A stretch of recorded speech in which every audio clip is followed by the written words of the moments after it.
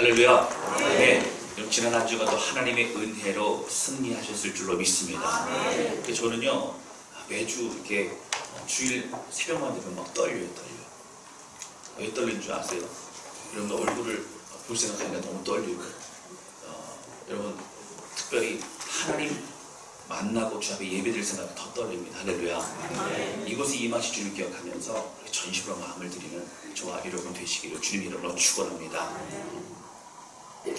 많은 목회자들이요 목회를 하면서 많은 어려움이 있잖아요. 그 어려움을 중에서 대표적인 어려움이 무엇이냐면 섬기는 일꾼들이 없어서 힘들다는 얘기를 참 많이 합니다. 그것은 교회 규모가 작을수록 더욱 어려운 것이 현실입니다. 그렇다고 교회 규모가 있는 성도들의 숫자가 좀 있는 그런 교회들은 일꾼들이 많다고 생각할 수도 없습니다. 왜냐하면 섬기는 사람만 여러 가지의 사역을 중복해서 섬기고 있는 것이 한국교회의 현실이기 때문입니다. 그래서 어떤 사람들은요 그 중에 이제 예배만 드리고 이제 가시는 분들도 있고요. 어떤 분들은 또 함께 이렇게 동행 가지는 못하지만 또 사업이나 여러 가지 일들로 섬기지 못해서 안타까워하는 그런 분들도 많이 있습니다. 그러면 우리가 교회 사역과 섬김이라는 것은 우리에게 어떤 의미가 있느냐는 거예요. 그냥 봉사하는 것이 의무니까 그렇게 하는 걸까요? 저는 오늘 성경의 말씀을 통해서 오늘 사도행전 말씀을 통해서 우리에게 주신 하나님의 은혜를 좀 더 깊이 좀 살펴봐야 되지 않을까 생각을 하게 됩니다. 특별히 이 말씀을 통해서 우리는 어떠한 사람인가? 우리는 어떻게 부르심을 받은 사람인가? 다시 한번 깊이 고민하고 또 결단하는 저와 여러분 되실 수 있기를 주님 이름으로 축원합니다. 첫 번째 우리가 나누기 원하는 것은 우리는 모두 하나님의 동역자라고 하는 거예요. 오늘 본문의 말씀은요 사도 바울이 2차 전도 여행 때에 있었던 사건에 대해서 말하고 있습니다. 그 중에서도 사도 바울의 사역과 사도 바울의 인생에 있어서 참 중요한 만남을 성경은 우리에게 말해주고 있습니다. 2차 전도 여행 진행 중이었던 사도 바울은 여러분 잘 아시는 것처럼 마케도냐의 환상을 보고 그곳으로 들어가서 빌립보와 또 데살로니가에서 복음을 전합니다. 그러나 가는 곳마다 사실은 유대인들로부터 방해를 받고 힘들고 좀 어려웠습니다. 그런 가운데 그 핍박으로 인하여 또 복음을 전하고 열매를 맺으면 다시 다른 곳으로 옮겨가야만 했습니다. 그래서 다시 또 옮겨간 곳이 여러분 잘 아시는 것처럼 데살로니가 그 지역에 있는 유대인들의 그런 악랄한 핍박 때문에 사실은 어떻게 했어요? 이제 베레아로 갑니다. 근데 베레아는요 또 마음을 많이 열고 말씀을 잘 받아들입니다. 그러면 위로를 얻게 됩니다. 그런데 베레아까지요 데살로니가에서 80여 킬로나 떨어져 있는 그곳까지 데살로니가의 유대인들이 쫓아와가지고 그렇게 방해를 합니다. 핍박을 합니다. 그리고서 옮겨간 곳이 아덴이라는 지역입니다. 아덴은 지금의 아테네, 그리스, 잘 아시는 것처럼 어떤 철학의 중심지입니다. 그곳에서는 사도 바울이 자신이 있었어요. 내가 철학도 좀 잘 알고 있고 그리고 구약의 성경도 꽤 들고 있고 또 지식도 있고 공부한 것도 많고 그러니까 내가 여기서는 좋은 열매가 맺을 수 있겠다 이런 생각을 하게 됩니다. 그런데 그의 성경적인 지식과 또 모든 논리와 지혜를 가지고 했지만 결과적으로 볼 때는 거의 열매가 없었습니다. 사도 바울은 많이 스스로에게 낙심합니다. 힘들어합니다. 그리고 옮겨진 곳이 바로 고린도라고 하는 지역인데요. 이 고린도에서 오늘 본문의 말씀에 나오는 브리스길라와 아굴라라고 하는 사람을 만나게 된다라고 하는 것입니다. 사실 사도 바울은 아덴에서의 그 사역 때문에요 스스로에게 많이 실망했습니다. 왜냐하면 열매를 많이 얻었다 얻지 못했다가 아니라 자만했던 자신에 대해서 그것이 드러나면서 복음 전하는 것은 하나님의 능력으로 하는 것인데 내가 왜 그랬을까? 라고 하는 자책감을 스스로 갖게 됩니다. 그런데 사도 바울은 고린도에서 바로 브리스길라와 아굴라를 만나면서 그 만남을 통해서 위로를 얻습니다. 이런 브리스길라와 아굴라가요 사도 바울의 복음을 듣고 그가 성장하기 시작합니다. 그게 삶을 들이고요. 얼마나 또 잘 섬기는지 모릅니다. 더군다나 사도 바울도 가지고 있었던 기술이었던 천막 만드는 기술을 가지고 생업으로 그 고린도에서 그 일을 하고 있었던 사람이 바로 브리스길라와 아굴라 부부였습니다. 브리스길라와 아굴라가 사실 복음을 언제부터 접했는지는 정확히 성경에 나오지는 않습니다. 그러나 중요한 것은 사도 바울을 통해서 그의 인생이 바뀌었어요. 그래서 어느 정도였냐면 사도 바울이요 고린도에서 에베소로 이제 지역을 옮겨갈 때에 고린도에서 한 1년 6개월 정도 이렇게 사역을 합니다. 근데 1년 6개월 정도 사역을 할 때 함께 동역을 하고 섬기다가 에베소로 옮겨갈 때에 브리스길라 아굴라가 어떻게 해요? 자기 생업을 이제 사업을 접고 사도 바울을 함께 쫓아다니면서 돕는 역할을 하고 있더라고요. 그의 인생을 어떻게 해요? 사도 바울의 사역과 함께 동역하고 있는 것입니다. 더군다나요. 여러분 다른 지역도 마찬가지 함께도 섬기고 합니다. 그런데 브리스길라와 아굴라가 나중에는 로마에 먼저 들어갑니다. 그 로마에 왜 먼저 들어갔다고 했더니 사도 바울이 로마로 이렇게 잡혀오게 되는 내용들을 알게 되면서 먼저 곳에 가서 집을 준비하고 또 사도 바울을 돕고 섬길 일들을 이제 먼저 미리 가서 하기 위해 선발대로 가서 그렇게 돕고자 아굴라 부부가 움직였다고 하는 것입니다. 그만큼 사도 바울로부터 은혜를 받고 그 인생이 바뀌어지면서 그가 사도 바울과 함께 동역하는 그런 삶을 살게 되어졌다고 하는 것입니다. 우리 본문의 말씀 2절 방에 보세요. 그럼 2절 같이 읽겠습니다. 시작. 아굴라라 하는 본도에서 난 유대인 한 사람을 만나니 글라우디오가 모든 유대인을 명하여 로마에서 떠나라 하므로 그가 그 안에 브리스길라와 함께 이달리아로부터 새로 온 자 바울이 그들에게 가매. 여러분 아굴라는 유대인이었어요. 근데 글라우디오 황제가 로마에서 어떻게 로마에 있는 모든 유대인들을 다 추방하라. 그래서 그때 그 핍박과 어려움 가운데 자리를 옮겨서 온 지역이 바로 지금 정착해 있는 고린도라는 지역에 아굴라 부부가 왔더라고 하는 겁니다. 근데 와서 사도 바울을 만난 거예요. 사도 바울의 복음을 듣고 그의 삶이 바뀌게 됩니다. 그리고 그와 이제 사도 바울과 함께 이제 복음을 전하는 인생으로 살게 되죠. 여러분 사도 바울은 그러면 그렇게 정석으로 섬기고 함께했던 이 아굴라 부부를 어떻게 생각했을까요? 한번 찾아볼까요? 로마서 16장입니다. 오늘 본문의 말씀을 잘 이렇게 끼워 놓으시고요. 로마서 16장 3절 4절입니다.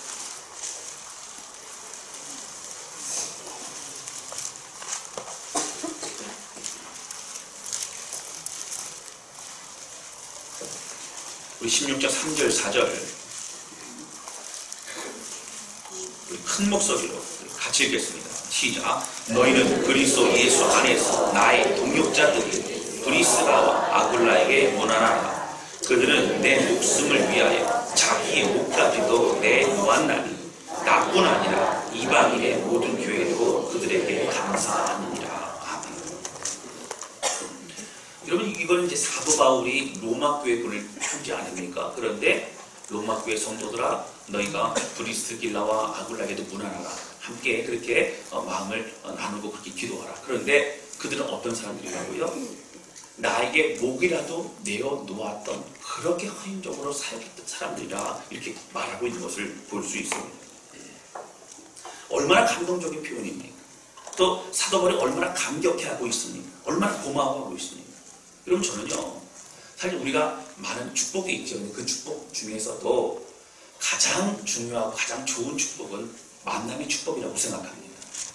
여러분 만남의 축복은요 물질은요 있으면요 없어지기 물질이지만 만남의 축복이 있으면 좋은 사람 만나고 또 좋은 선배, 좋은 후배, 좋은 믿음의 동역자, 또 좋은 교회, 좋은 목회자, 좋은 성도를 만나면서 좀 인생이 달라지는 겁니다. 삶이 달라지는 거예요. 그 만남의 축복이 무엇보다 예수 그리스도를 만나는 것이 가장 큰 축복인 줄로 믿습니다. 사랑하는 성도들, 그런데 오늘 제가 여기까지 말씀을 나누면서 여러분 잘 기억하셔야 될 게 있어요. 오늘 꼭 기억하셔야 될 게 있어요. 여기서부터 조심하면 안 돼요. 여기서 집중하셔야 돼요. 우리가 꼭 기억해야 될 것은 브리스길라와 아굴라는 사도 바울의 사람이 아니라고 합니다. 그들은 하나님의 사람인 것입니다. 사도 바울의 사역을 도운 것이 아니라 하나님이 아굴라 부부에게 사도 바울을 통해 주신 비전과 사명을 가지고 하나님 의 일에 함께 동역했던 사람들, 하나님의 사람들이었다고 합니다.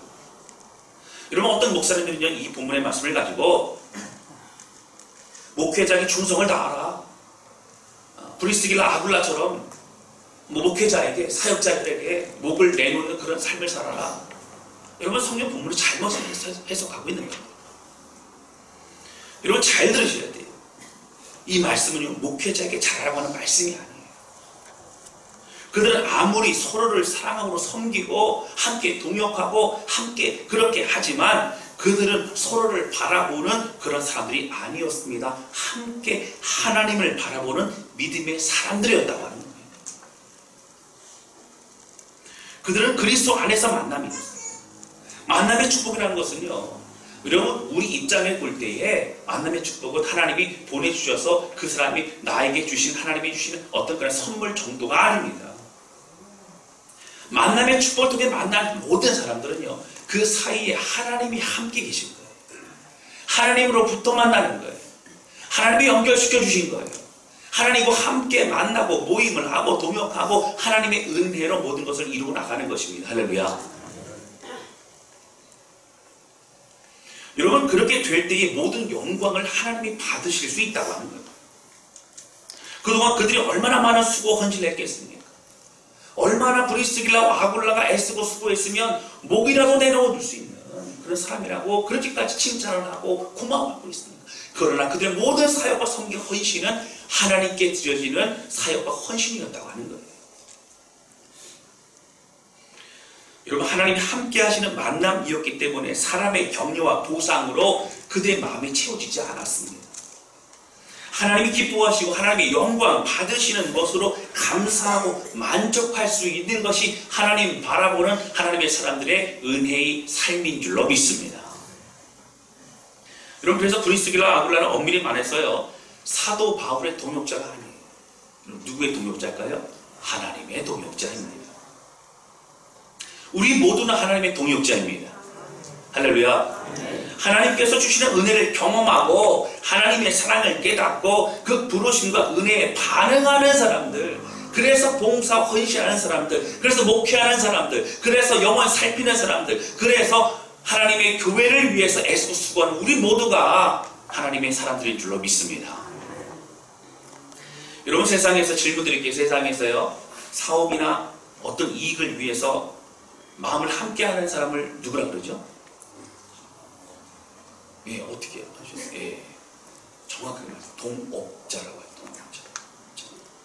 정치적인 어떤 목적을 이루기 위해서 의기투합하는 사람들 뭐라고 하죠? 동지라고 합니다. 그러나 하나님의 사명을 위해서 함께하는 사람들을 누구라고 한다고요? 동역자라고 합니다. 이 동역자는 여러분, 단순히 도와주는 헬퍼가 아니에요. 그 사람이 일을 하면서 옆에서 도와주는 그런 헬퍼가 아니라, 앞에서 말씀드렸지만 함께 하나님 바라보고 그리고 함께 하나님의 일을 감당해내는 그리스도 십자가의 보혈로 하나 된 형제 자매 우리 모두가 바로 동역자인 줄로 믿습니다. 여러분, 그래서 담임 목사님의 비전을 따라가는 성도들이 아니라 우리 공동체 하나님이 우리 모두에게 주신 비전과 은혜를 함께 공유하고 함께 주님 바라보고 나아가는 것이 우리 모두의 지금 기뻐하시는 교회 공동체인 줄로 믿습니다. 여러분, 왜 한국교회 안에 많은 갈등과 어려움이 있는 줄 아십니까? 왜 실망과 시험과 낙심이 있는 줄 아십니까? 사람을 바라보고 목회하기 때문에. 여러분, 사람을 바라보고 사역을 하고 사람을 바라보고 봉사하고 섬기기 때문에 그렇게 된다는 거예요. 저는요, 사도 바울과 아굴라 부부의 이런 아름다운 동역이 얼마나 부러운지 몰라요. 부럽다는 얘기는 저한테 잘하는 이런 얘기 아닌 걸 아시죠? 이게 아니라 우리 공동체 안에 끝까지 주님 때문에 기뻐하고 주님 때문에 함께하고 나아가는, 끝까지 주님 만날 그날까지 변치 않고 나아가는 우리 모두가 되기를 소원하는 마음이 있더라고요. 서로에게 얼마나 아름다운 병력 힘이 되어 주었는지 모릅니다. 그럼 우리는 어떻게 하면 이렇게 될 수 있을까요? 어떻게 하면 정말 하나님과 함께하는 그런 동역자, 함께하는 모든 성도들, 함께하는 믿음의 공동체로 살아갈 수 있을까요? 제가 앞에서 말씀드렸지만 첫 번째 뭐라고요? 두 가지가 첫 번째는요. 바로 그리스도 안에서 만나야 된다. 앞에 제가 설명드렸어요. 사도 바울을 부르신 분도 하나님이시고요. 그리고 브리스길라와 아굴라에게 복음을 새롭게 하시고 그들에게 사명을 주신 분도 누구시라고요? 하나님이시라고요. 비록 사도 바울이 메시지를 전하고요. 사도 바울이 가르침을 주고 사도 바울이 많은 감동과 은혜를 끼쳤지만 철저히 브리스길라 아굴라 부부가 바라보아야 될 분은 사도 바울이 아니에요. 하나님 바라보아야 된다라고 하는 겁니다. 아굴라 부부를 사명으로 부르신 분은 오직 하나님이신 겁니다. 할렐루야. 사랑하는 성도 여러분, 담임 목사에게 자신에게 집중하게 하고 하나님이 아닌 자신만을 바라보게 하는 것은 사건이에요. 사건. 여러분, 사건 정도가 이단입니다. 이단. 왜요? 철저히 교회는 하나님 바라보는 거예요. 하나님만 바라보는 걸 가리우기 때문에 여러분 큰일 나요. 이거 심각한 잘못이죠. 목회자의 가장 중요한 임무는 다른 것 아니에요. 성도들이 하나님과 더 가까워지게 만드는 거예요. 하나님 만남을 회복하는 거예요. 하나님의 음성을 듣고 깨닫고 그 은혜로 살아가게 만드는 것이 목회자의 역할인 줄로 믿습니다. 예배를 통해서 만나야 될 사람은 하나님이신 겁니다.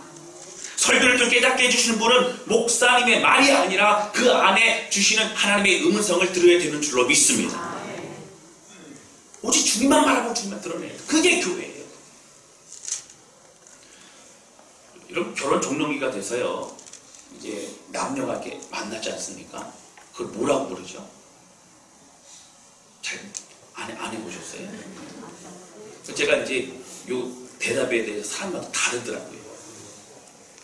선 본다, 선이라고 하는 분이 있고 소개팅이라고 하는 분이 있고, 나는 어떤 대답을 했는가 이런 생각해 보시면 연식이 좀 달라집니다. 연식이.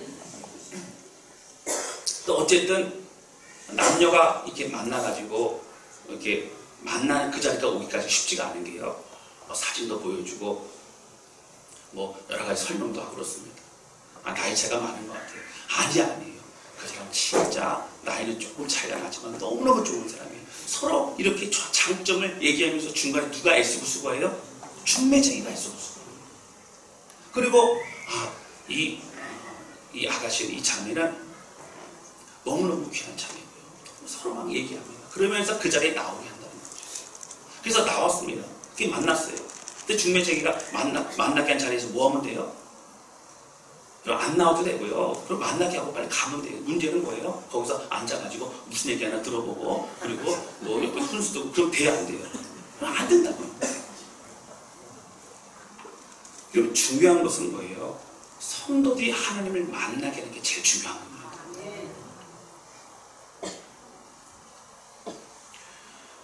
여러분, 저도 목회하면서 스스로를 돌아봅니다. 근데 왜 사람이 이게 인정받고 싶은 마음이 없겠으며 칭찬과 격려를 싫어하겠습니까? 그런데 여러분, 사람의 소리에 귀 기울이기 시작하면 하나님의 소리가 들리지 않는다고 하는 거예요. 저도 날마다 그걸 싸웁니다. 넘어질 때가 있어요. 왜 없겠어요? 다시 회개하고 일어납니다. 다시 기도합니다.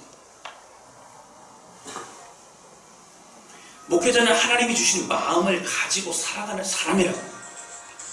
목회자는 하나님이 주신 칭찬과 감동으로 살아가는 사람이라고 합니다.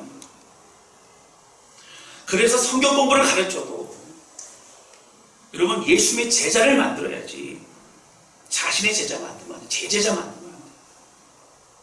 자신의 생각과 자신의 신앙을 주입해서는 안 돼요. 설교도 마찬가지입니다. 여러분, 제가 설교하면서요, 본문을 읽어놓고 제가 하고 싶은 얘기하고 제 옛날 얘기하고 제 신앙 얘기하고 그게 맞다고 하고 그것이 옳다고 하고 그런 얘기하는 게 설교가 아닙니다.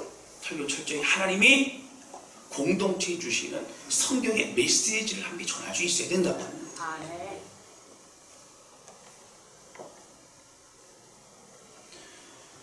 사랑하는 성도 여러분, 우리는 예수 그리스도의 제자입니다. 만약에 제가 목회하면서 제 사람 만들려고 하고 저의 영향력 끼치려고 한다면 저는 목회 잘못하거든요. 그럼 말씀해 주셔야 돼요. 여러분, 이 부분을 제가 왜 말씀을 드려요? 저도 몸부림치고 저도 기도하고 저도 하나님 앞에 날마다 십자가 앞에 서지 않으면 안 되는 존재가 저 자신이라고 하는 거예요. 사랑하는 성도 여러분, 오늘 우리는요 하나님의 동역자예요. 하나님의 사람이에요. 사람 바라보지 말고 믿음의 길로 끝까지 나아가는 저와 여러분 되시기를 주님의 이름으로 축원합니다. 여러분, 이 교회는 목회자의 교회가 아닐 뿐더러 성도들의 교회도 아니에요. 이 교회는 하나님의 교회인 줄로 믿습니다. 그래서 우리는 사람들의 생각을 앞세우는 것이 아니라 하나님의 뜻을 함께 찾고 기도하고 구해야 된다는 거예요. 여러분, 우리가 성도들을 섬길 때도요, 성도를 위해 섬기는 것이 아니에요. 여러분, 목회자를 위해 헌신하는 것이 아니에요. 다른 성도를 위해서 애쓰는 것이 아니에요. 다 하나님께 하나님의 일을 감당하는 것인 줄로 믿습니다. 우리 하나님께 드리는 순종의 제사님 믿으시길 바랍니다. 그렇게 하지 않으면 서운해져요. 실망합니다. 삐지고 어려워집니다. 맨날 내가 어떻게 했는데만 얘기해요. 한국교회 문제가 그거 아닙니까? 내가 어떻게 했는데 본전 생각하는 거예요. 내가 어떻게 헌신하고 내가 어떻게 수고하고 어떻게 했는데 모두 다 마찬가지. 내가 김 집사님을 어떻게 얼마나 도와줬는데, 내가 박 집사님은 어떻게 내가 얼마나 도와주고 기도해줬는데 나에게 이런 대우를 해줄 수 있어라고 생각하는 것이 우리의 모습이라고 하는 거예요. 내가 이렇게 교사로서 아니면 봉사자로서 아니면 성가대로 아니면 뭘로 애쓰고 수고하는데 왜 나한테 박수 쳐주지 않고 내 이름 불러주지 않느냐라고 하는 것이 한국의 문제 아닙니까? 우리는 사탄이 우리 마음 가운데 이게 다가올 때 여러분 거부하시기 바랍니다. 주님만 바라보고 주님의 일을 감당하는 우리 모두가 되시기를 주님의 이름으로 축원합니다. 여러분, 우리는요 하나님의 백성이에요. 우리는 하나님의 사람입니다. 오직 주님만 바라보기를 그렇게 나아가는 우리 모두가 되시기를 주님의 이름으로 축원합니다.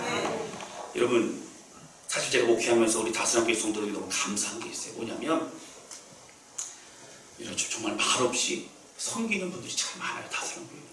그래서 제가 감동이 돼요. 그렇게 드러내지 않고 그리고 말없이 섬기고 또 섬기고 나서도 말없이 하나님 나가 기도하고 무릎 꿇고 그런 분들이 많아요. 그래서 다스랑교회가요 여러분 정말 사랑이 넘치는 교회예요. 할렐루야. 근데 그 사랑이 인간적인 사랑이 되면 안 됩니다. 하나님 바라볼 때 하나님의 사랑이 되는 것이지 사람 바라보면 사람의 사랑이 될 수밖에 없다라고 하는 거예요. 사도 바울과 아굴라 부부 사이에는 하나님이 함께 하셨습니다. 하나님의 은혜가 충만했어요. 함께 하나님의 뜻을 찾고 하나님이 주시는 그 마음으로만 움직였던 동역자가 바로 사도 바울과 아굴라 부부였다고 하는 거예요. 여러분, 우리 사이에요, 성도와 성도 사이에, 목회자와 성도 사이에 우리 모든 우리의 모임과 우리 예배 가운데 하나님의 은혜, 하나님이 함께 하신 모든 일을 감당하는 저와 여러분 되시기를 주님의 이름으로 축원합니다.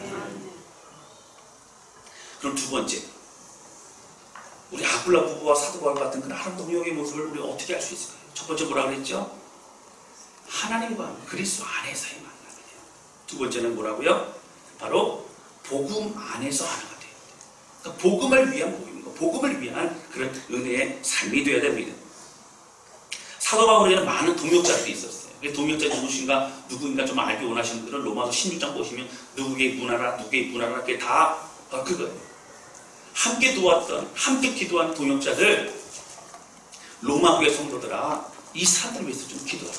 이 사람들이 너희를 위해서 기도하고 있고 나의 모든 삶이 이렇게 애써 수고하는 동역자들이다. 이렇게 설명하고 있는 것입니다.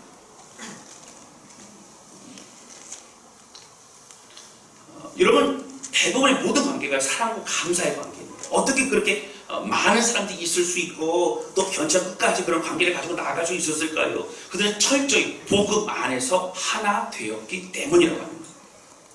여러분, 브리스길라와 아굴라가 인간적으로 사도 바울을 좋아했던 것이 아니에요. 사도 바울이 멋지거나 사도 바울이 어떤 갚아야 될 그런 빚이 있고 이런 게 아닙니다. 여러분, 사도 바울 외모로 볼 때는요 별로 이렇게 막 멋진 그런 사람은 아니었다고 그래요. 전 세계가 그렇습니다. 그러나 그들은 각자 받은 십자가의 은혜가 너무 컸던 겁니다. 그래서 주를 위해서 마음을 모으기 시작하는 거고요. 그리고 주를 위해 헌신하는 그 옆에 있는 사도 바울을 보면서 브리스길라 아굴라가 은혜를 받고요. 브리스길라와 아굴라가 하나님 바라보면서 섬기는 모습을 보면서 사도 바울이 더 은혜를 받고요. 그러면서 함께 하나 된 마음으로 주 앞에 섬기는 것이 그들의 관계, 동역의 관계였다라고 하는 것입니다. 그래서 이러한 관계를 빌립보서는 이렇게 설명합니다. 빌립보서 1장 3절부터 5절 말씀입니다.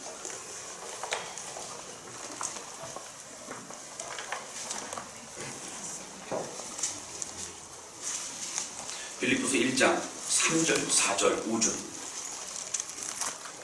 3절 제가 읽고 4절 여러분들 읽으시고 5절 같이 읽겠습니다. 3절 제가 먼저 읽습니다. 내가 너희를 생각할 때마다 나의 하나님께 감사하며 같이 읽겠습니다. 너희가 첫날부터 이제까지 복음을 위한 일에 참여하고 있기 때문이라. 아멘. 그들의 만남은 뭐였어요? 복음 안에서 복음을 전하고 복음 다워지고 예수 그리스도의 이름이 영광 받게 되어지는 그것을 위해서 함께 마음을 모으고 함께 했던 관계가, 동역의 관계가 바로 빌립보 교회와 사도 바울의 관계였다고 하는 것입니다. 사도 바울은 모두 동역자들 그랬어요. 그렇게 만났어요. 주를 위해 함께 협력하고 헌신하는 그런 관계였다고 하는 것입니다. 사랑하는 성도 여러분, 빌립보 교회는 복음을 위해 헌신하는 교회였습니다. 그 교회 성도들 안에 복음의 은혜가 있었고요. 그 교회 성도들의 마음속에 또 예배 속에 또 관계 속에 복음이 있었다고 합니다.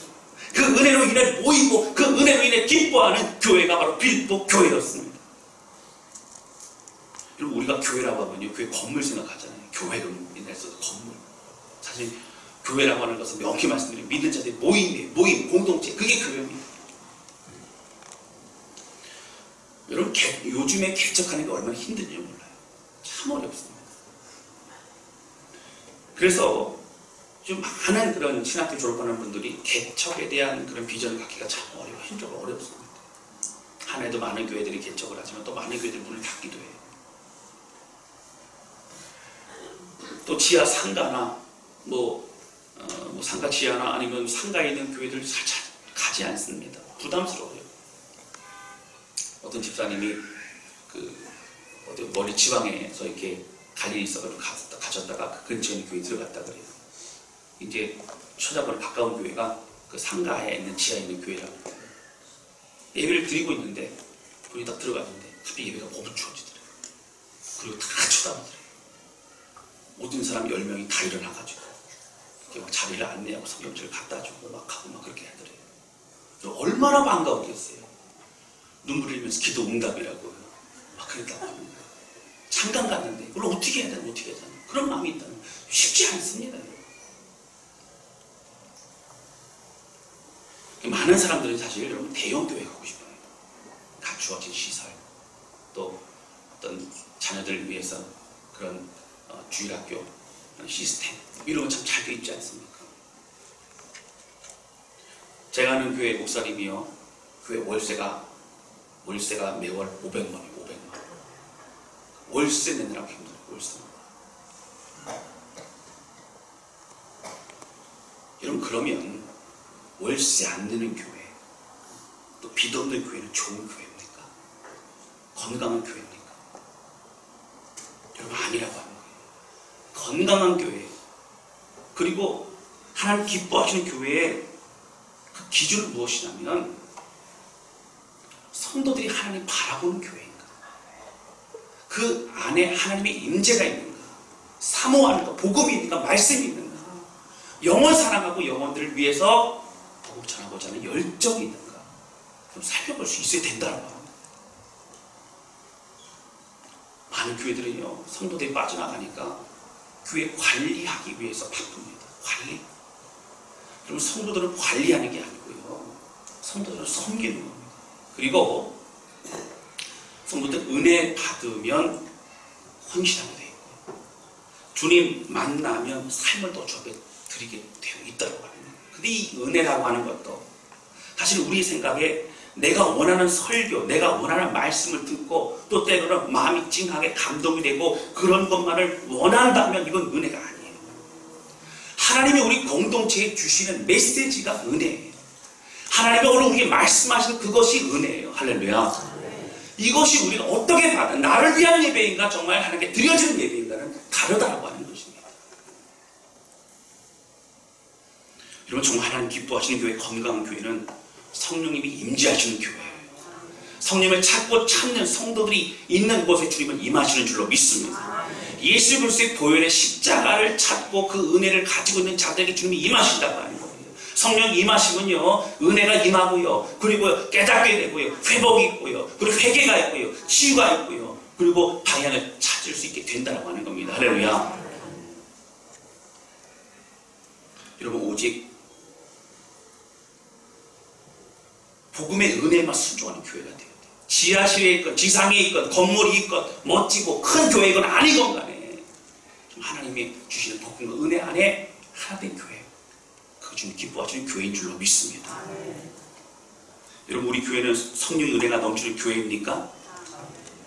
할렐루야. 지금 잠깐 여러분들이 망설이실 걸 아멘 해야 되나 말해야 되나 아멘. 다시 한번 제가 질문 드릴게요. 우리 교회는 성령의 은혜가 넘치는 교회입니까? 아멘. 사모하는 마음으로 나아가실 수 있기를 바랍니다. 성도들의 심령에 하나님을 사모하는 간절함이 있습니까? 여러분, 주님을 찾고 찾아 주님만 찾아야 돼요. 혹시 우리에게 주시는 설교의 말씀을 판단하고 평가하려고 있지는 않습니까? 여러분, 내 걸로 받아들여요. 하나님 말씀 하나 없어 내가 순종하겠나요? 누구한테 순종한다고요? 하나님께 순종합니다. 여러분, 그래서 더욱 복음이 있는 공동체가 되어야 된다고 하는 것입니다. 목회자와 성도 사이에, 성도와 성도 사이에 복음을 위해서 함께 우리의 에너지와 마음과 정성을 다하는 복음을 위한 만남이 있을 수 있어야 된다고 하는 거예요. 여러분, 교회에서 내가 무엇으로 하나님께 마음을 드려야 할지, 내가 어떻게 섬기고 주의 은혜의 길에 순종해야 될지는 우리가 기도하며 고민해야 되는 거예요. 여러분, 목회자에게 잘하라고 하는 건 아니라고 제가 말씀드렸어요. 중간에 좋으시는 분들은 또 잘못 알아가지고 목회자한테 잘하는 설교라고 또 잘못 알아들을 수 있고, 또 더더욱 잘못 알아들으시는 분들은 목회자한테 함부로 해도 된다고 생각하시면 더더욱 잘못 알아들으시는 거예요.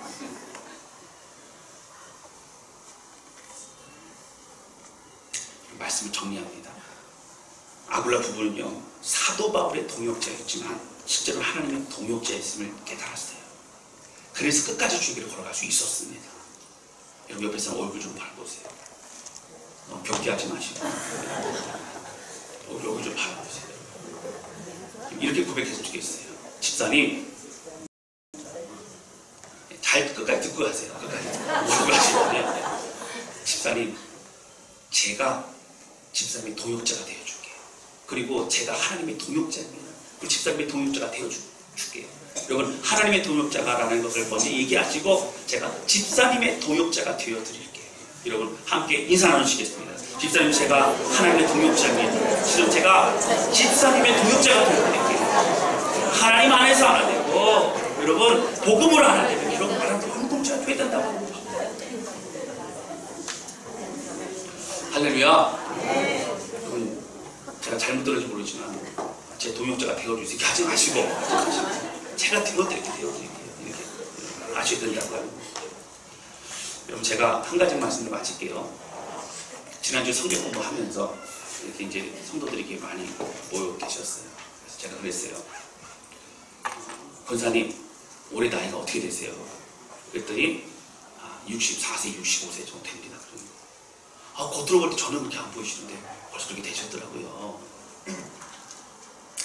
제가 직구준 질문했습니다. 권사님, 그러면 앞으로 몇 년 더 사실 수 있으실 것 같으세요? 그랬더니 고민하시다가 20년이요 그러시더라고요. 여러분, 65세면 20년이 몇 세예요? 85년. 제가 너무 서운해서 안 돼요. 25년이요. 25년 그랬어요. 그랬더니 25년 어쨌든 제가 우기니까 받아들였어요. 왜 싫으세요? 빨리 가고 싶으시고요. 자, 그런데 여러분, 남은 인생이 20년, 25년 밖에 안 남았다고 생각할 때 우리는 어떤 인생을 살고 싶으세요? 여러분, 사람들은요, 이 세상에서 먹어보지 못하고 누려보지 못한 거 찾아서 막 헤매일 거예요. 아유, 얼마 안 남았구나. 아우, 이제 줄 날 얼마 남았구나. 빨리 내가 안 먹어보고 더 먹어보고 안 가보면 더 가보고 뭐 하고 싶을 거예요. 그래서 저도 먹는 거 좋아하잖아요. 그러니까 배둘레면 아니에요, 저도. 근데 정말 중요한 것은 의미 있는 인생이 돼야 돼요. 의미 있는 인생을 살아가기 위해서는 여러분 무엇을 해야 되냐? 여러분, 제가 질문 드릴게요. 대답은 하지 마시고 마음속으로 생각해 보세요. 여러분들 올해 몇 되셨어요? 대답하지 마시라니까. 그리고 앞으로 몇 년 더 사실 수 있으실 것 같으세요? 각자 생각하시는 거니까. 그럼 남은 인생을 어떻게 보내시겠습니까? 저는 두렵고 떨리는 마음이 있습니다. 의미 있게 살아야 돼요. 의미 있게 사는 것은요, 예수 그리스도 은혜로 살아가는 삶인 줄로 믿습니다. 여러분, 주님 떨어져 방황하지 마시고 정말 하나님의 동역자 되어서 복음을 위해서 애쓰고 수고하고 마음을 접해드리는 그런 우리 모두가 되실 수 있기를 주님의 이름으로 축원합니다. 하나님만 바라고 하나님께 영광 돌리고 우리는 하나님과 함께하는 만남과 모임이 되어 오직 예수 그리스도 안에 함께되는 믿음의 공동체 자선하게 우리 모두가 되실 수 있기를 주님의 이름으로 축원합니다.